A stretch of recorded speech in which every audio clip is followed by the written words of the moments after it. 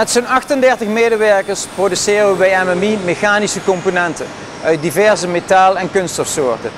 Deze componenten worden geproduceerd op geavanceerde CNC-gestuurde draai- en freesbewerkingscentra. Dit doen we voor gerenommeerde bedrijven in de automobielindustrie, zoals DAF Trucks, Paccar in Amerika, Leyland Engeland en Mercedes-Benz. Maar ook voor de foodindustrie, agrisector, glasindustrie, verpakkingsindustrie, logistiek en machinebouw.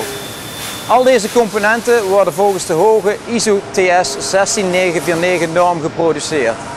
Mede hierdoor is MMI in staat om 100% foutloos te leveren.